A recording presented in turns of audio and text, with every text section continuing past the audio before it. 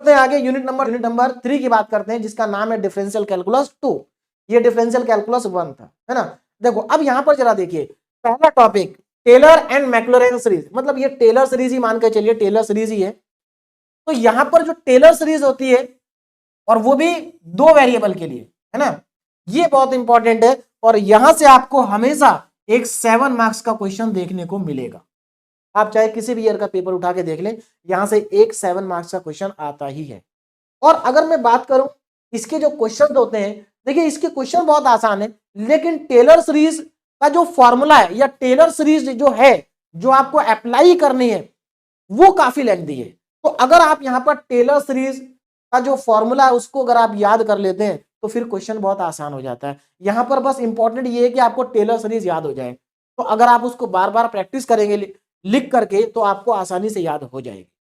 उसके बाद next topic यहां पर आता है लैग्रांजे मेथड ऑफ मल्टीप्लायर। अगेन बहुत इंपॉर्टेंट टॉपिक है, 3 टाइप के क्वेश्चन होते हैं इसके अंदर, और तीनों टाइप के क्वेश्चन मैंने आपको करा रखे हैं। और यहां से भी एक 7 मार्क्स का क्वेश्चन 100% आएगा, है ना। तो ये भी एक आसान टॉपिक है, अच्छा टॉपिक है, आपको अच्छे से तैयार करना चाहिए। और लास्ट टॉपिक यहां पर आता है हमारा जैकोबियन। और जैकोबियन से एक 7 मार्क्स का और एक 2 मार्क्स का क्वेश्चन कंफर्म यूनिवर्सिटी एग्जाम में आता है। अब देखो यहां पर अगर आपको ऐसा लगता है कि वैसे ये यूनिट भी आसान है, सबसे आसान तो नहीं है, लेकिन सबसे आसान तो हमारी मैट्रिक्स ही है, उसके बाद यूनिट नंबर 5 है, और उसके बाद ये, यानी कि ये आसान यूनिट है।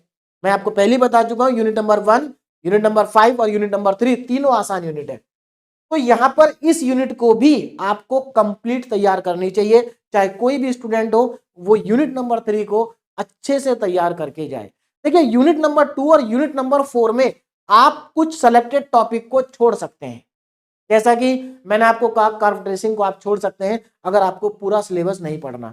ऐसे ही आप यूनिट नंबर 4 के अंदर भी 2-4 टॉपिक को छोड़ सकते हैं, लेकिन यूनिट नंबर 1, यूनिट नंबर 3 और यूनिट नंबर 5 को आपको कंप्लीट तैयार करना चाहिए। आगे बढ़ते हैं और अब हम बात करेंगे यूनिट नंबर 4 की।